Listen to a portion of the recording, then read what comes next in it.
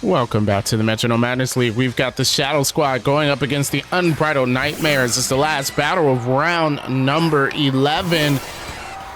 Zapdos on the field for the Shadow Squad, Zeraora for the Nightmares, and let's get started.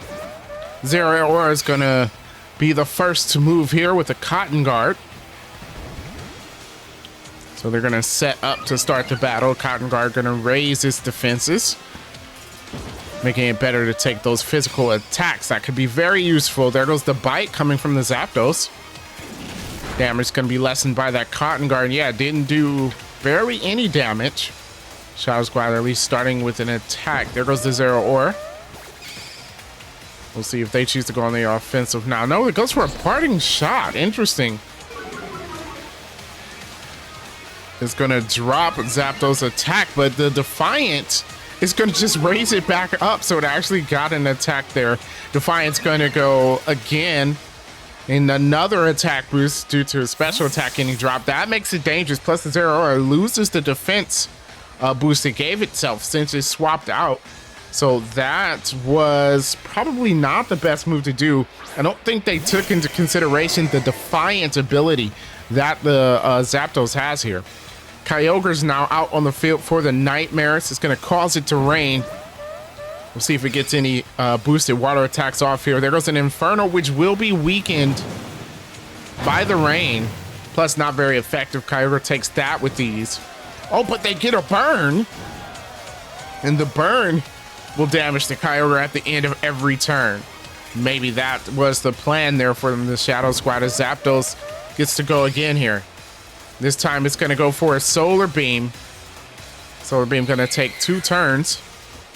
But it is super effective. Wait a second. Oh, it has a Power Herb. No, Solar Beam's going to hit now.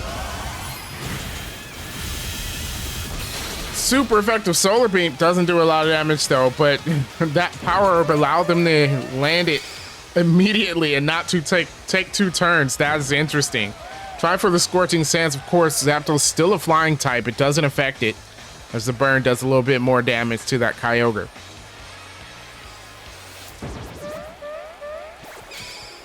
And here we go. There goes the Scorching. Oh, the Scorching Sands from the other end of the field. Kyogre, of course, already burned, so no burn will happen. Does just a little bit of damage. Kyogre is really taking those hits easily. If it wasn't for the burn, it wouldn't have as much damage. There goes the Guard Split. The burn edges Kyogre closer to the halfway mark. And Zapdos gonna try again. There goes the Payback this time. Payback hits hard. Those attack boosts may have helped it out, and Kyogre's in the red. There goes the Ancient Power, however. It's gonna land neutrally on the Zapdos, doing a little bit of damage.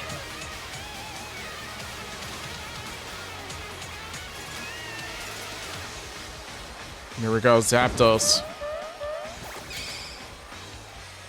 This time on the offensive again, but it tries for a Fake Out, which will only work on your first turn out onto the field. So that was a bad idea. There goes the Horn Attack. The rain finally stops.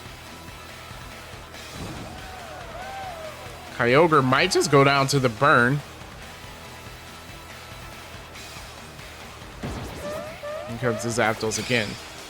Zapdos gonna go for a Mystical Fire this time. Another resisted move, but it might just be enough. It's not, but the burn will take out that Kyogre. At the end of this turn, we'll have to see what it chooses to do. Kyogre gonna go for the Drain Punch. Drain Punch, not the best idea. It will get a little bit of health left. Will it help it survive the burn, maybe? Maybe that's the plan? I don't think so. That wasn't enough health. And the burn does take it out. I think that was the idea. They wanted to get some health back and try to survive the burn at least one more turn. Unfortunately, didn't work out for them. And Kyogre's the first Pokemon to go down. So Zeraora comes back out.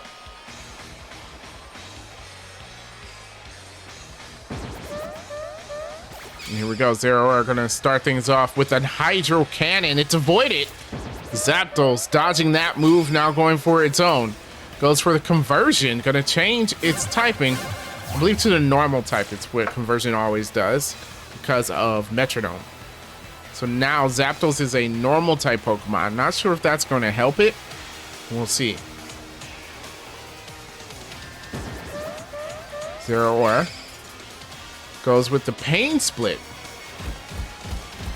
Bad idea, as Zapdos had the lower bit of health, so it actually heals the Zapdos up a little bit while taking some health from Zeraora.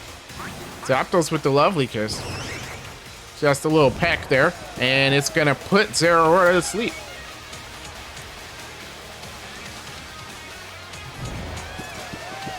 Zeraora's sleeping, so it can't get any moves off. Zapdos with the Moonlight. Interesting.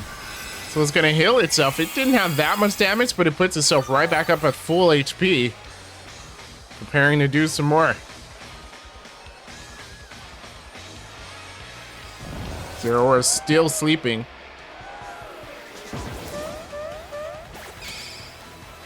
Zapdos with the Lick. No chance to paralyze while Zeraora is sleeping, but that actually does a lot of damage. Oh my goodness, Zeraora almost at half itself, finally wakes up. It's gonna go for an Aurora Veil. No hail out, so unfortunately that doesn't work. And there goes the Zapdos here with the Air Cutter. Now that will be resisted. Yeah, barely did anything. Zeraora's gonna have to do something to turn this around. That Zapdos has been on the field for way too long. There goes the Thunderbolt though. And that will be super effective. Oh wait, no, it's a normal type. That's right, it changed its typing. So it wasn't super effective, and Zapdos uses Rest, refusing to go down, so it puts itself to sleep this time, but healing itself back up again for the second time in this battle.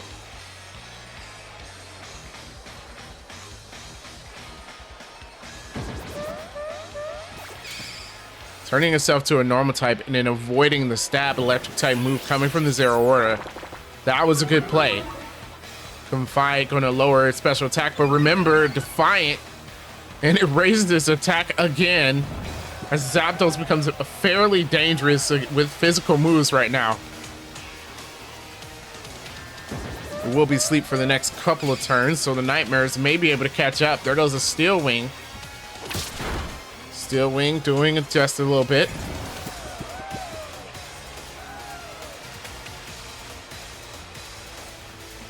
And Zeraora will get another turn. There we go, Zeraora with a Growl. Lowering Zapdos' attack back down, and they might need to... Oh wait, you can't lower its stats at all, I forget. So the attack just goes right back up. That's not how to do it. And then there goes the Will-O-Wisp.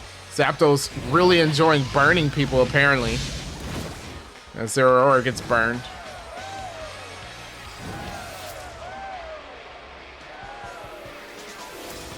Eight minutes passed and Zapdos is still on the field. Have we seen another one of the Shadow Squad's Pokemon? I don't believe we have. There goes the Zeraora going for the Magnetic Flux. That fails. Giving Zapdos another free turn. It's got to be almost out of PP for Metronome. However, with the maxed out attack stat, Struggle is still going to be dangerous for the Nightmares.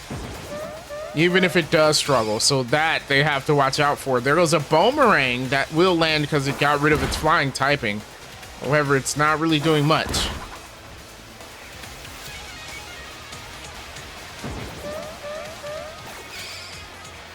There's Zapdos with the Hydro Pump.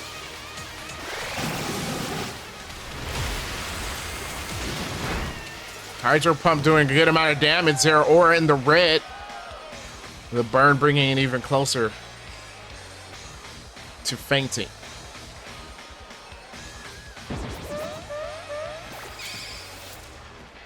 Here we go, the Arm Thrust. Arm Thrust will be super effective. Hits once. That's 2 times. 3. Maybe it can get 4. No, just 3. Super effective. Gets Zapdos in the yellow, and the struggle begins. Zeraora gets knocked out by it. These Zapdos will only have one more struggle before it faints. Last Pokemon out for the Nightmares, Keldeo.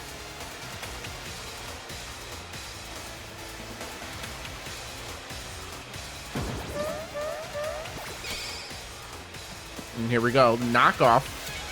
Used by Keldeo. Put Zapdos in the red. It's going to struggle. So it will knock itself out, but the struggle, oh my goodness, with the maxed out attack stat, takes over half of Keldeo's health. That is not a good look. As the Shadow Squad sends out Lunala.